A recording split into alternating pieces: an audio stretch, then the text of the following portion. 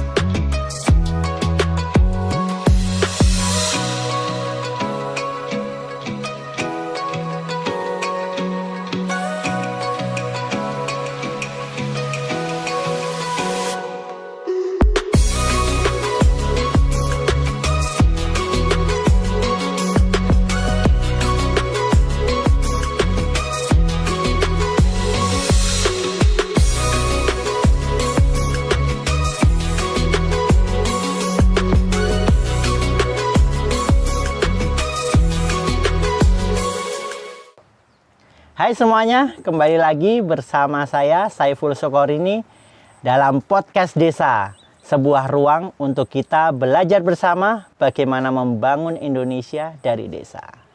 Teman-teman, hari ini saya berada di Desa Wisata Tinalah di Desa Purwoharjo, Kulon Progo. Di depan saya ada para pegiatnya yang luar biasa. Ada Pak Angge. Selamat siang. Mas Ada Ipul. Ada Mas Galuh. Halo, selamat datang di Dewi Tinalah, Mas. Sehat Ipul. semuanya ya? Alhamdulillah Oke, sehat-sehat. Mas Ipul sehat? Sehat lah. Kalau nggak sehat nggak sampai sini. Oke. Kita mau sebelumnya terima kasih banget sudah menerima kami di sini, sangat luar biasa. Sambutannya luar biasa. Dan kita kesini dalam rangka ingin belajar dari bapak-bapak, mas-mas semuanya. Belajar bersama. Barangkali bisa jadi inspirasi terutama buatku sendiri, biar nanti ada ide buat mengembangin desaku sendiri dan buat teman-teman yang ada di rumah semuanya. Mantap pokoknya. Pokoknya gitu. Mas Galuh atau Pak Angge, ceritain dong apa itu Dewi Tinalah. Kok cantik banget tuh, kembang desa atau apa itu? Namanya asik banget loh, Dewi Tinalah.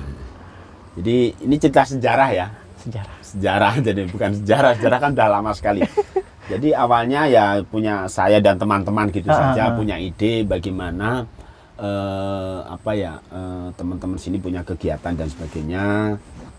Tidak hanya nongkrong, tapi nongkrong ya ono hasilnya loh. Nongkrong saya ono hasilnya dan positif. Ngopi rasa bayar gampangnya kan itu. Betul. Nah, dari situ ada saya punya keinginan dan teman-teman itu dulu awalnya membuat sebuah kampung pendidikan lingkungan sebenarnya. Awalnya itu. Jadi kampung pendidikan lingkungan. Makanya kemudian awalnya dulu kami memberikan nama Kampung Pendingdaya, Kampung Pendidikan Lingkungan dan Budaya. Awalnya itu, ide-ide itu seperti itu. Kemudian, karena ya beride itu bergulir terus dan sebagainya. Nah kemudian kami dan teman-teman mendirikan desa wisata. Jadi ini bentuknya apa, lembaganya awalnya kan gitu. Nah lembaganya apa? Nah ya desa wisata saja, desa wisata Purwoharjo namanya awalnya. Desa Wisata Purwoharjo. Nama desa. Okay. Tapi karena kemudian karena kok didol kok angel banget ini. Rebranding. Nah, karena terus kemudian ini kita mau aja lah. Nah, pakai nama yang gampang diucapkan, mudah diingat itu. Kalau sesuatu hal produk itu kan harus seperti itu. Nah kemudian muncul nama desa wisata Tinala. Tinala adalah sungai dari sungai sebelahnya, sungai yang membelah desa Purworejo. Jadi di sebelah utara sungai itu ada 7 dusun, di sebelah selatan sungai ada 7 dusun juga. Jadi pas membelah di tengah-tengah. Itulah sungai Tinala. Sungai Tinala. Dan awalnya memang karena kebetulan sungai Tinala ini sudah banyak didengar oleh masyarakat banyak. Iya. Karena awalnya dulu mau dibuat waduk Tinala, sehingga banyak karena ada penolakan dan sering dibuat media, otomatis nama Tinala sudah punya nama. Ya, sudah punya nama. Nah, karena sudah punya nama, udah kita pakai nama Tinala saja. Nah, jadilah itu nama Desa Wisata Tinala, kemudian disingkat Dewi Tinala gitu. Itu awalnya seperti itu, Mas. Terus dalam perkembangannya itu apa aja di sini? Ada apa aja di sini? Ya, karena dulu awalnya kita membuat ini, pendidikan lingkungan dan macam-macam ide itu banyak sekali ide itu udah dirumuskan dan dituliskan. Nah, karena kami juga harus hidup lembaga ini. Mendirikan lembaga kan harus dihidupi juga. Betul. Tanpa menghidupi itu yang susah. Nah, akhirnya kita coba buat produk macam-macam lah. Produknya awalnya pendidikan dan sebagainya, outbound dan sebagainya. Nah, yang paling laku keras itu ternyata kemah. Jadi kemah kami tawarkan bumi perkemahan. Nah, ternyata paling keras dan ya kita tidak bisa munafik. Artinya ya ini yang paling keras kita garapnya di situ itu awalnya itu dulu. Betul. Itu dulu. Nah, kemudian sekarang bagaimana kalau ya ini ke depan dan sekarang berproses, kemah itu tidak hanya sekedar kemah yang menikmati, bisa kalau kemah itu kalau bisa ya kemah yang berkualitas itu loh. Nanti biar diceritakan Mas Galuh nih kemah berkualitas tuh. Nah, isinya apa saja kemah berkualitas itu seperti apa itu loh. Tapi sebelum itu tadi kayaknya kelewat. Sebenarnya ini mulai tahun berapa dan oh gitu ya. Merintisnya, perjuangan merintisnya bagaimana dulu? Jadi awalnya ini tahun 2012 tuh ide-ide. 2012. Sebelum Undang-Undang Desa. Iya, Undang-Undang Desa. Kita ide-ide itu dan kemudian ide-ide ya sering ngobrol-ngobrol dan sebagainya. Nah, 2013 itu kita mendirikan dan mulai ada tamu ya 2013 akhir apa pertengahan itu saya lupa. Mulai ada tamu pertama kali. Dulu tuh bingung, Mas, ini caranya adol kepiye. Tamu di sekolah, Pak? Medsos juga belum menjamur, ya belum mendunia seperti sekarang ya. Tamu pertama kita lah sekolah. Kita tawarkan, awalnya dulu kita juga pernah buat ini kayak proposal penawaran masukkan ke sekolah-sekolah itu. Biar mengenal juga. Iya, betul. Di Desa Wisata Tinala itu menawarkan ini loh, bumi perkemahan dengan fasilitas ini. Nah, kita masukkan ke sana. Jadi kalau sekarang kan nggak ada yang buat proposal penawaran langsung ke sekolah-sekolah atau komunitas. Semua yang lewat medsos kan. Gitu. Tapi mungkin masih efektif. Ya, masih bisa saja. Memungkinkan masih efektif. Itu sejarahnya seperti itu, Mas. Dikelola oleh Pak Darwis ya? Bukan Pak Darwis namanya, tapi ya kita lembaganya desa wisata gitu. Pak Darwis itu yang melingkupi, yang menaungi banyak tempat-tempat wisata yang ada di sini itu yang menaungi Pak Darwis, yang mengkoordinir seperti itu. Sebenarnya mestinya seperti itu. Betul. Terus kalau Mas Galuh selama pengembangannya ini strateginya gimana sih, Mas? Kalau dari awal kita memang membuat tadi proposal itu awal-awalnya. Kemudian awal banget tuh kita pakai media sosial ya hanya Facebook kayak gitu. Kemudian strategi pengembangannya ya kita dari bumi perkemahan. Kemudian ternyata wisatawan tuh ada yang minat untuk outbound dan lain sebagainya. Apa sih aktivitas yang di sini yang ada itu apa? Iya. Nah, itu kita buat program-program lanjutan. Kayak membuat keripik, kayak membuat geblek. Nah, itu ada workshop itu dibikin workshopnya ada. Jadi berarti macam-macam banget ya? Macam-macam, Mas, sebenarnya di sini. Karena memang kita pesona alam dan budaya. Jadi apa yang ada di sini menjadi budaya tradisi masyarakat yang ada ya mereka sudah membuat itu kan, sudah dijual juga. Nah, itu kan mereka punya kemampuan untuk memproses itu. Nah, itu kan mereka sudah punya pengetahuan tentang itu ya mereka yang mengajarkan. Mereka yang mengajarkan, kita memfasilitasi melalui desa wisata. Mereka hadirkan di ruang ini, nanti wisatawan belajar dari proses istilahnya apa ya? Marut. Marut ya, marut. Nah, kemudian dari nguleni, kemudian Iya. sampai menggoreng, sampai memakannya. Nah, Oh, jadi kadang-kadang apa ya? Ketika kita bikin wisata desa itu kadang-kadang nggak usah mulu-mulu cari yang baru, kadang-kadang yang udah ada pun buat orang luar menarik. sebenarnya desa wisata itu kan lebih ke experience ya. Ah, Nah, experience bukan hanya kita mengunjungi satu objek di desa, satu objek di desa, tetapi konsep desa wisata ya memang adalah experience-nya itu. Jadi awal mulanya ya kita memang harus tahu potensi desa itu apa aja. Yang memang kuat di masyarakat yaitu tradisi, budaya, aktivitas masyarakat yang ada di sini apa itu harus diidentifikasi. Memang dari pengelola ya memang harus sampai sejauh itu sih. Jadi ya saya yakin semua desa punya inilah potensinya masing-masing, tinggal nanti bagaimana memetakan dan kira-kira apa yang bisa diangkat lebih dulu. Ini kan tidak semuanya bisa barengan gitu kan, tetapi ya ada strateginya, mana dulu strateginya. nih prioritasnya Iya. mana dulu ya. Nah, itu awal-awalnya seperti itu. Dan Kemudian di Desa Purwoharjo ini potensinya alam dan budaya. alam dan budaya yang Makanya melekat tagline-nya erat. itu ya? Iya, tagline-nya alam dan budaya. Pesona alam dan budaya itu. Dan kena ikonnya banget. baru itu kan ada Mbak Dewi kan pakai capil. Iya. Oh, Dewi Tinala. Oh, desa wisata. Oke. Tapi keren sih. Terus. Nah, itu. Kemudian lambat laun strategi kita ya memang era TIK itu mempengaruhi ya dari proses pengembangan desa wisata itu. Jadi keberadaan desa wisata ya tidak terlepas dari teknologi yang saat ini berkembang. Jadi kita berusaha untuk mengadopsi fungsi-fungsi yang di teknologi untuk membuat konten-konten untuk mempromosikan apa yang ada di desa ini, di Desa Purwoharjo, di Dewi Tinala ini. Jadi lewat situ target naik untuk kunjungan. Jadi kalau dulu awal-awal 1 bulan itu 1 ya Mas ya, 1. Kemudian Dan naik. udah lumayan dulu ya. Wah, itu udah alhamdulillah. Alhamdulillah. Luar biasa.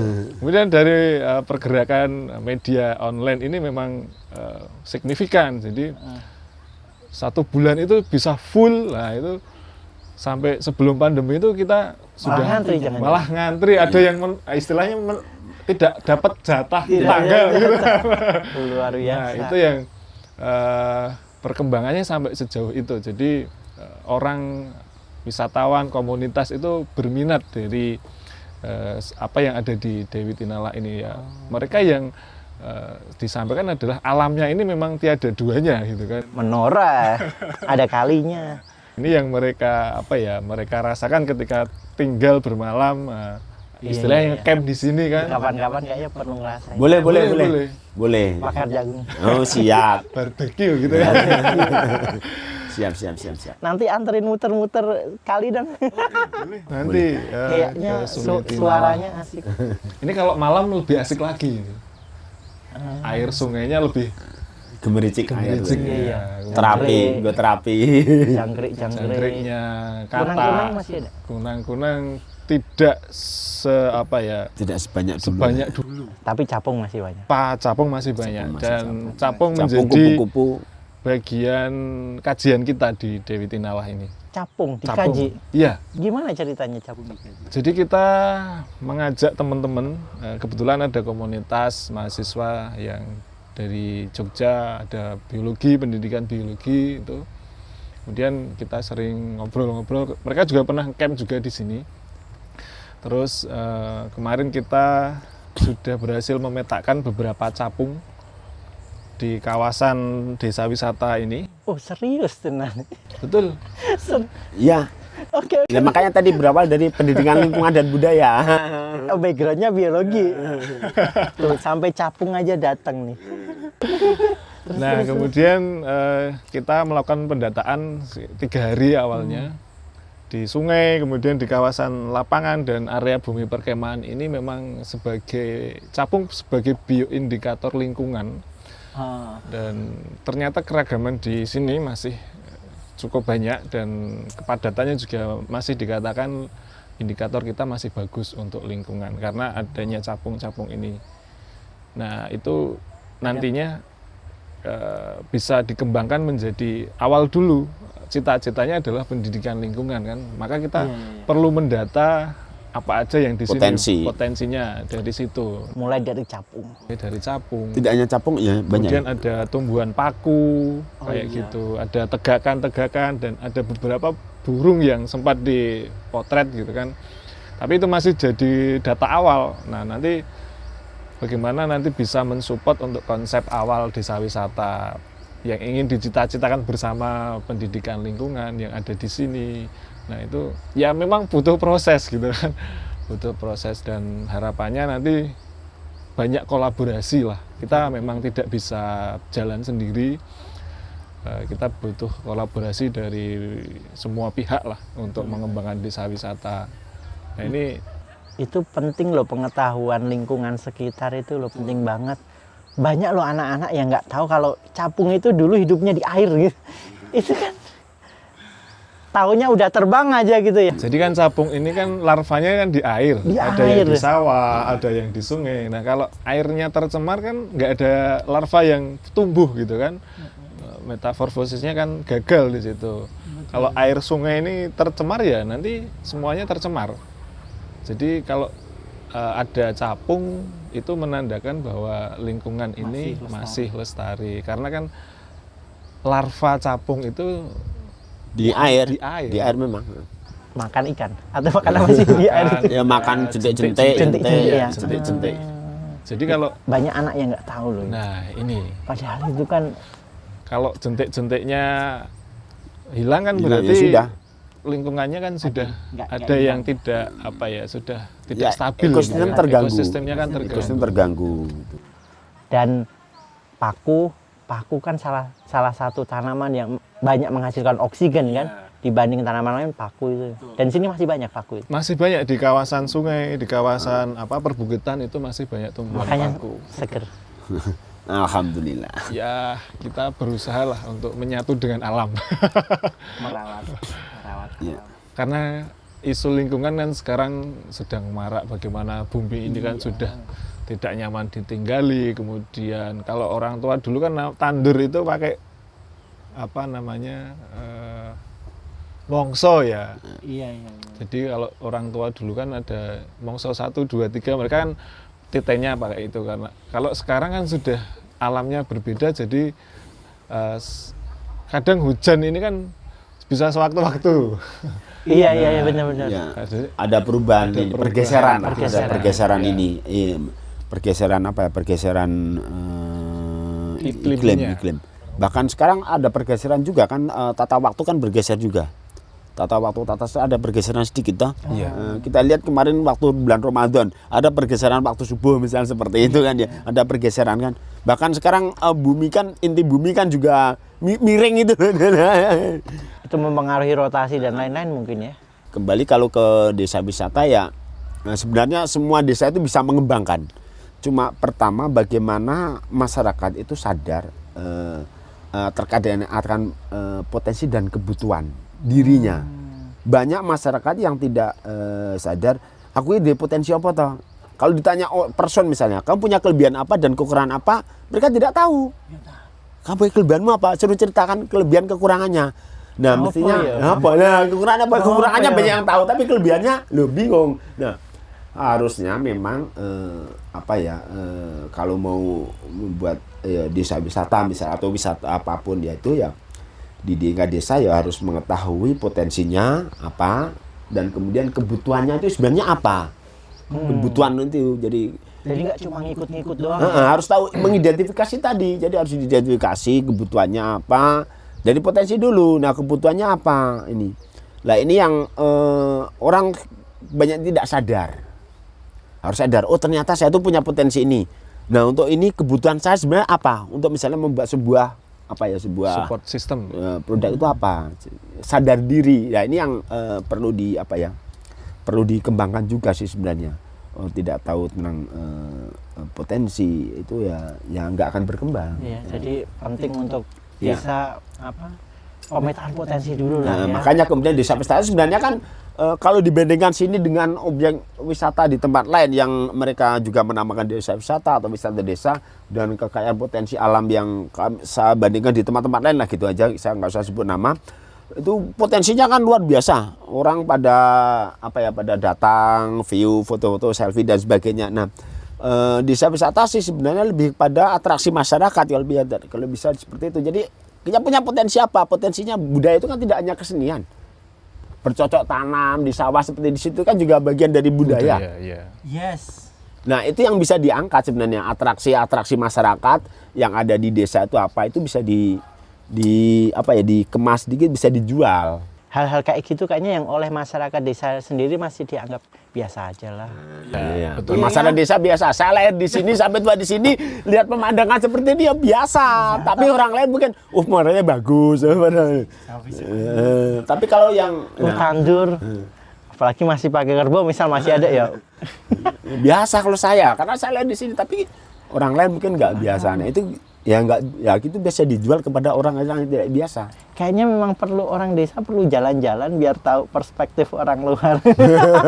betul. Jalan-jalannya gitu loh. Jadi iya betul. Kalau kita itu kalau hanya membaca, itu penangkapannya berbeda dengan kalau kita melihat langsung. Jadi saya baca apa? Saya baca, saya lupa. Saya dengar, saya ingat, saya terlibat, saya bisa. Itu kan ada seperti itu kan? Betul. Saya dengar, saya lupa, saya baca, saya dengar, saya lupa, saya baca, saya ingat, saya terlibat, saya bisa. Nah, itu yang perlu diterapkan kan. Experience itu. Ya, experience tadi. Mungkin istilahnya saya baca, saya mengerti. Nah, mengerti. Dan sebenarnya keberadaan desa wisata tidak terlepas dari masyarakatnya sendiri sih. Karena saya yakin bahwa semua desa khususnya mempunyai alam, mempunyai kehidupan yang itu sudah menjadi budaya mereka, tradisi mereka, dan itu sebenarnya keunikannya. Nah, keunikan di masing-masing desa itu bisa menjadi pengalaman, experience ya nanti bisa menjadi paket. Kalau kita di desa wisata ya namanya paket. Namanya paket. Desa wisata. Paket wisata apa gitu. Jadi ada paket apa aja? Kalau di sini kita ada live in. Live in itu tinggal di sini. Tinggal di desa. Sini, jadi bersama warga bisa atau bersama camping. warga, bisa camp, tetapi konsep live in memang lebih tinggal ke warga.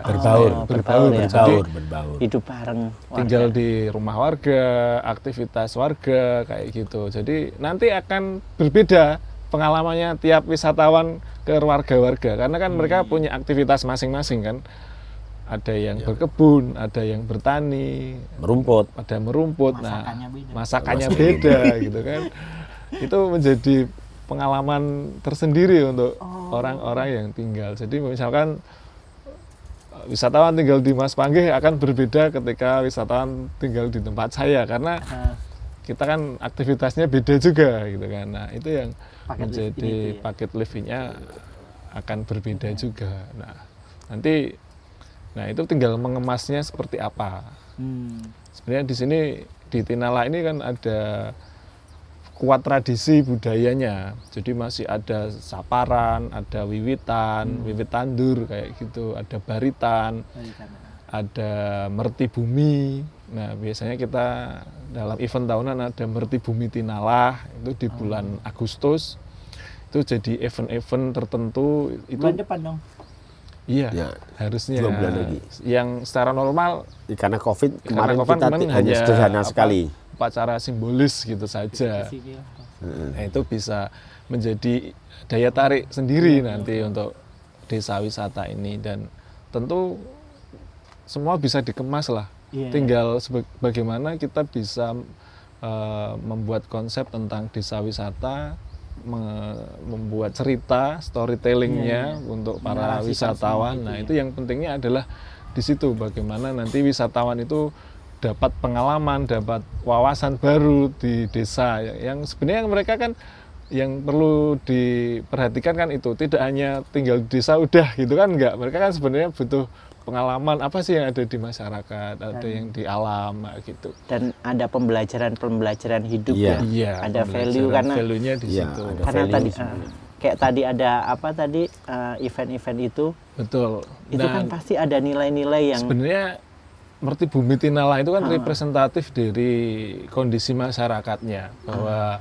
alam ini benar-benar menyediakan kehidupan untuk manusia di sini, dari Sungai Tinala, dari pertanian, dari perkebunan, dan semua hasil bumi kan digunakan untuk warga masyarakat di sini. Dan representatifnya di Merti Bumi itu mereka bersyukur dan makan bersama, bahwa kondisi alam di tempat kita masih lestari dan terjaga. Nah, dan itu harus terus dirawat. betul, itu yang menjadi salah satu ruangnya ya melalui desa wisata ini. Jadi soalnya banyak dari kita, mungkin termasuk aku ya, memandang kebudayaan itu kan hanya semacam ritus atau ekspresi seni, padahal kan di situ Bukan itu aja, ada nilai-nilai luhur yang diturunin dari leluhur kita dulu ya. Ya kayak gotong royong itu kan budaya juga, gotong royong itu. Jadi budaya itu kan ya dilakukan terus-menerus, kemudian kebiasaan di situ ini menjadi sebuah budaya kan. Jadi Betul. budaya itu bukan hanya, dulu awalnya saya budaya itu ya seni. Iya. Hanya seni toprak, seni Jatilan. wayang, jatilan. Ternyata bukan budaya itu. Jadi budaya itu ya Dari- sesuatu hal yang Ada nilai. dilakukan di situ. secara Dari terus-menerus gerakannya, dari pakaiannya itu Iya, kan menyimpan nilai-nilai ya. Ya betul. Nah, seperti jadi itu. Nah kalau kemudian sebenarnya semua desa itu bisa mendirikan desa wisata itu bisa. Tinggal menggali apa yang spesifik di desa tersebut yang bisa ditawarkan ke orang lain. Betul. Bisa ada yang potensi yang spesifik yang tidak ada di desa lain. Saya yakin tetap ada. Nah itu bisa sebenarnya dibuat. Gitu. Ya, gampang tes itu. Yang ada sesuatu yang di situ yang unik, yang tidak ada di desa lain. Ya awalnya mungkin ya samalah di desa lain nggak apa-apa, tapi kemudian yang tidak ada di desa lain justru itu yang kemudian dicari oleh wisatawan. Betul. Yang unik-unik itu yang tidak ada di desa lain itu yang wah itu laku keras nanti itu. Betul itu. Di sini kan apa kegiatannya kan camping, outbound dan lain-lain. Ini kan terdampak banget di pandemi ini. betul. Iya. Pasti sangat terdampak banget lah. Itu bagaimana sih menyiasati itu? Untuk kegiatan pandemi memang banyak aktivitas ya yang menurun lah istilahnya. Kalau dulu kita setiap minggu, setiap bulannya itu kan full kegiatan. Jadi awal pandemi kita menurun drastis gitu kan. Off dulu. Habis itu off tutup ya. Tutup timnya teliti capung dulu. Dan itu menjadi tantangan kita sebenarnya Iya, di betul. masa pandemi. Ya memang kita menyesuaikan kondisi dan memang secara aktif nyata kan kegiatan berkurang banyak, tetapi kita berkurang jauh. kita bagaimana menyampaikan informasi, kita masih bisa menjangkau teman-teman wisata melalui online kegiatan-kegiatan gitu. Kemudian kita ada webinar untuk menjangkau para sekolah-sekolah guru ya. Iya. Kebetulan saya ada background di pendidikan, saya terlibat dalam pengembangan bahan ajar untuk sekolah-sekolah. Jadi saya melakukan kolaborasi desa wisata itu membuat webinar untuk bagaimana membuat sumber belajar berbasis lingkungan. Nah itu targetnya guru-guru. Jadi nanti dari data itu kan kita kalau pandemi sudah selesai kan mereka tahu tentang Tinalah gitu kan. Iya betul. Jadi kesempatan pandemi ini memang kita mencari dan berkomunikasi dengan istilahnya orang-orang yang tertarik dengan desa wisata Tinalah. Itu salah satunya. Kemudian kita tetap secara aktif di media itu hadir untuk menyapa teman-teman semuanya. Iya aktif media sosialnya. Saya kesini karena Instagramnya loh. Jadi bahasa lainnya kita selama pandemi kita membangun jejaring. Iya, membangun jejaring. Karena jejaring itu penting sekali. Tanpa ada jaringan berjejaring ya nggak bisa apa-apa. Betul. Dan Jadi, di masa pandemi kita kemarin melakukan membuat logo dan ikonik baru gitu kan. Oh, mengolah lagi brandingnya ya. Kita juga kolaborasi juga itu. Jadi di masa pandemi itu ya blended kegiatan hibrid ya Mas ya. Jadi kegiatannya kita komunikasi secara online, kemudian datang ke sini Kemudian project selesai, kita ya syukuran di sini. Soal hybrid tadi loh Mas, camping hybrid itu gimana ceritanya? Ya, tadi yang anak-anak SMA 3 tadi kan Itu gimana itu? sama ini. Jadi ya kita memang membangun jejaring itu penting sekali. Jadi bagaimana kita bisa bekerja sama dengan para pihak. Jadi kalau mengembangkan desa wisata kita tidak bisa lepas dari pemerintah, nggak bisa. Iya. Jadi dalam pemerintah nggak bisa. Kemudian sektor pendidikan, artinya pendidikan itu baik itu konsumen maupun pendidikan tinggi, Akademisi. untuk akademisi ya, akademisi, Media, untuk media, apa komunitas, untuk betul, nganulah betul. menambah ini. Karena akademisi itu kan mesti karena dia akademisi dia akan memberikan masukan-masukan yang penting. Tidak hanya masukan, dia akan memberikan support banyak hal, baik itu ide maupun ini apa ya project paket-paketnya. Jadi seperti itu. Jadi kita membangun jejaring maksudnya. Kemudian sektor swasta itu juga penting. Jadi membangun jejaring itu ya kita harus memetakan ke pemerintah apa yang urusan kita apa, ke sekolah yang syarat agama apa, ke perguruan tinggi apa yang mau kita capai kita apa harus dipetakan memang. Jadi kalau di istilah orang NGO ada PRA, Participation Rural Appraisal. Nah di situ ada diagram Venn.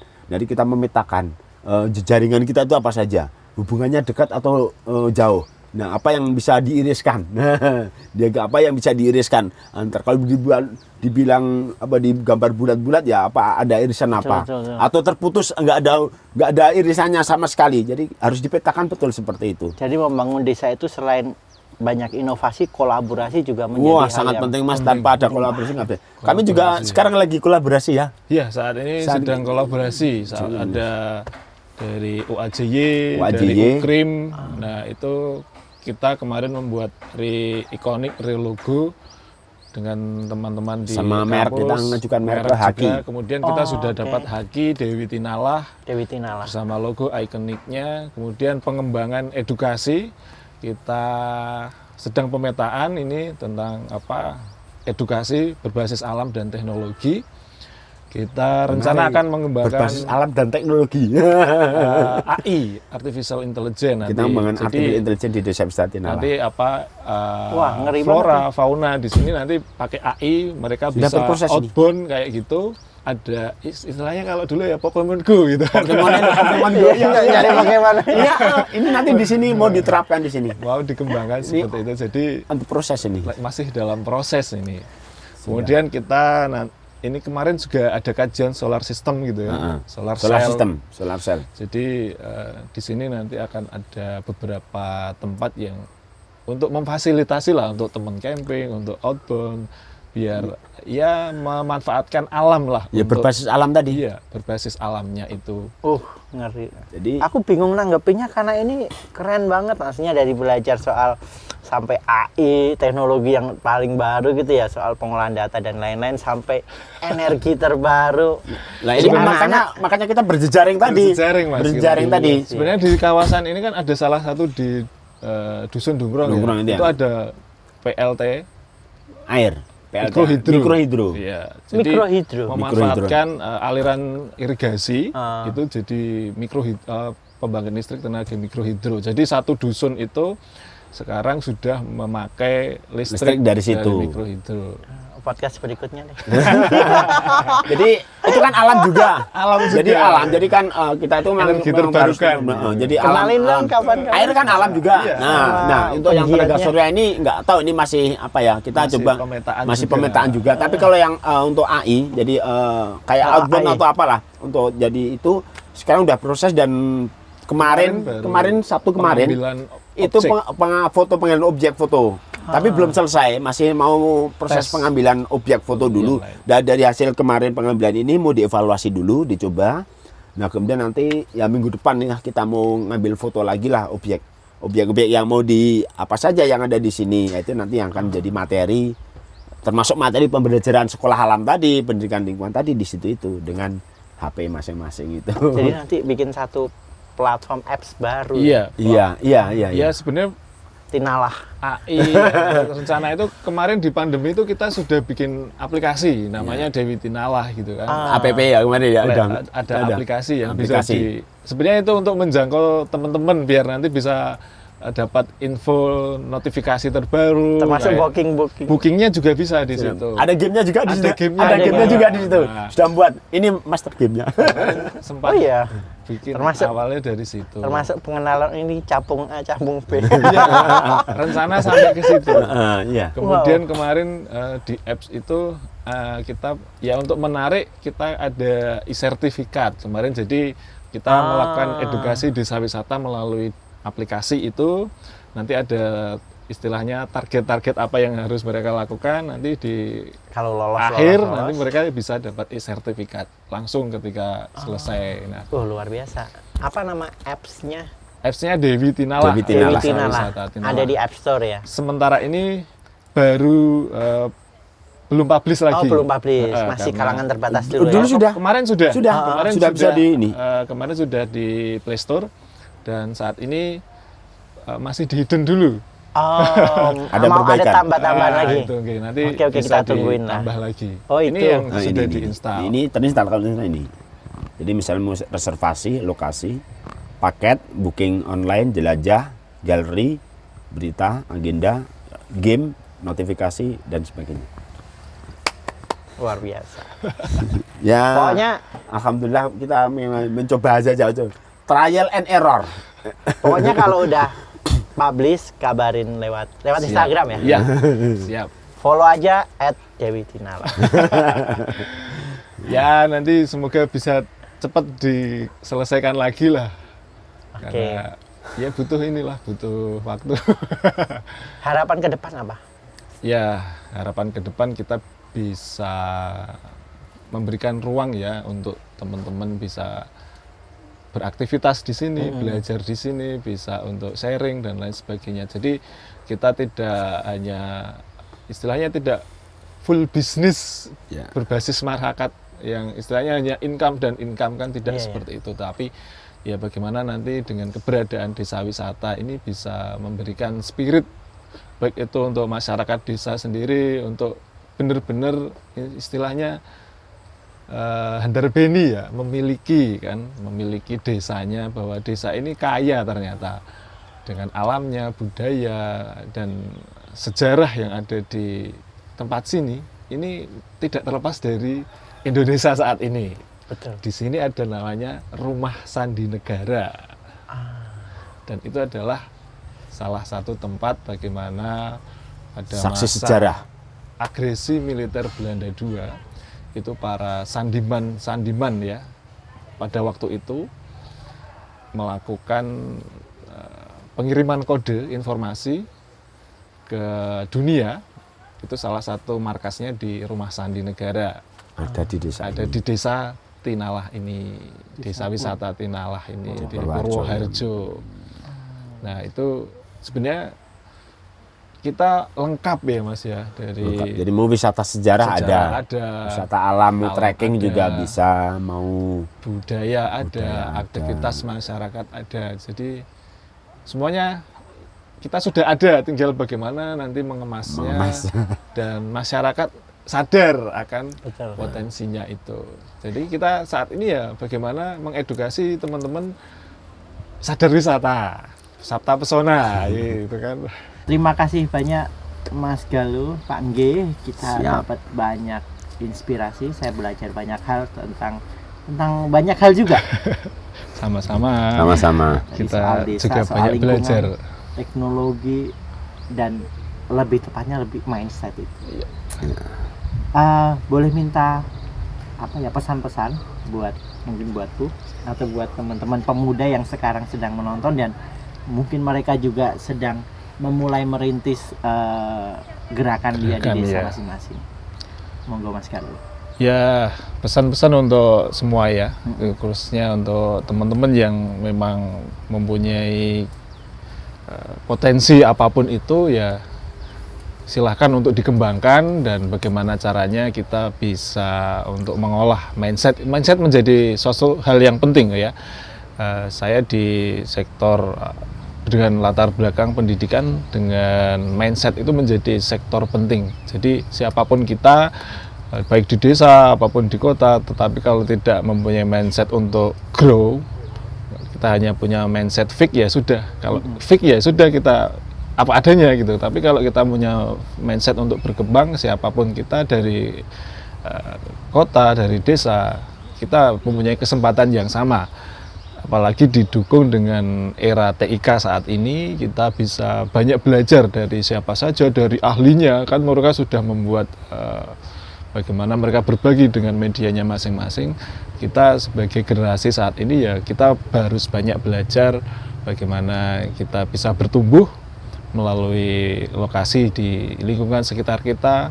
Nah, itu menjadi poin penting bagaimana kita sebagai orang-orang yang tinggal di desa nanti tumbuh, berkembang, mengelola lingkungan di desa, memanfaatkan apa yang ada di desa, lingkungan, budaya, semua potensi ini bisa kita optimalkan, karena kita tugas di dunia ini adalah sebagai pengelola gitu kan, khalifah gitu. Nah, itu menjadi semangat spirit kita bahwa ya kita harus bergerak dengan apapun kondisinya, apalagi di masa pandemi ya kita harus cepat beradaptasi seperti itu dan tetap semangat pokoknya. Tetap semangat lah ya. Apapun itu harus dilakukan, jangan istilahnya kita harus seimbang antara ya wawasan dan kita harus action, karena kalau nggak action ya nanti ditinggal sama yang lain, atau kita punya ide baru tetapi tidak direalisasikan ya nanti itu hanya sekedar ide saja. Tetapi kalau ide itu dilaksanakan dari langkah kecil tentu nanti akan menjadi sesuatu hal yang besar dan itu memberikan efek secara berkelanjutan untuk generasi selanjutnya. Dari kita proses membangun apa yang ada saat ini itu bisa menjadi warisan untuk generasi-generasi selanjutnya. Itu yang penting adalah kita berani beraksi. Luar biasa teman-teman. Pokoknya terima kasih Pak Anggih, terima kasih Mas Galuh. Semoga sama-sama Dewi Tinala semakin cantik. Amin. Lestari. Amin. Bisa sustainable ya, lestari tadi ya, berkelanjutan. Betul. Terima kasih teman-teman. Sampai bertemu di podcast desa berikutnya. Dadah. Dadah.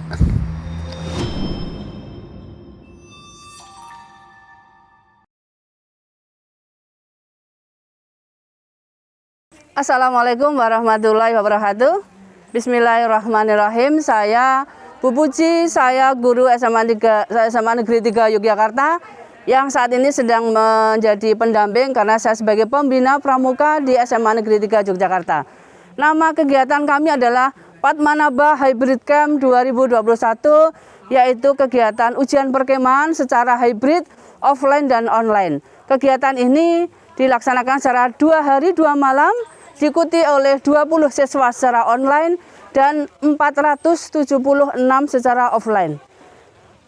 Testimoni tentang Desa Wisata Dewi Tinala, alhamdulillah saya sangat care dengan tempat ini. SMA Negeri 3 Yogyakarta ini adalah yang keempat kali mengadakan kegiatan perkemahan di tempat ini. Nah, tempat ini sangat menyenangkan, apalagi bahwa kegiatan kami latihan rutin adalah SFF, Scout for Fun, para pramuka yang menyenangkan. Maka anak-anak kami bawa ke sini, mereka akan berkembang, kreasi inovasinya sangat menyenangkan, sehat, kemudian makanan sehat, udara sehat, fasilitas semuanya terjamin, kemudian terjangkau untuk semua kalangan untuk bisa dan kemudian selama pandemi ini Desa Wisata Dewi Tinala menyiapkan prokes secara komplit, lengkap, mulai dari cuci tangan, masker, cek suhu, kemudian penyemprotan setiap kali ada kegiatan, kemudian jaga jarak, dan juga syarat yang lain yang insya Allah semua akan menjaga dari COVID-19. Semoga Desa Wisata Bumi Perkemahan Dewi Tinala makin jaya, makin banyak yang tertarik untuk bisa menggunakan fasilitas ini karena memang sangat hebat, luar biasa. Jadi selama kemah di sini, selama 3 hari ini, 2 hari untuk kelas 10 dan 2 hari untuk kelas 11, rasanya seneng banget, alamnya tuh enak banget, apalagi kalau pagi sama sore. Terus kemarin sempat main-main ke sawahnya dan di situ sempat tersesat tapi asik banget. Terus di sini juga makanannya enak banget. Makasih. Sakti Vidya Kesatria Tama Tan Lelana Labe Tunggal Bangsa Jaya Jaya Padmanabah, hidup Padmanabah, hidup Padmanabah, hidup Padmanabah, hidup Padmanabah.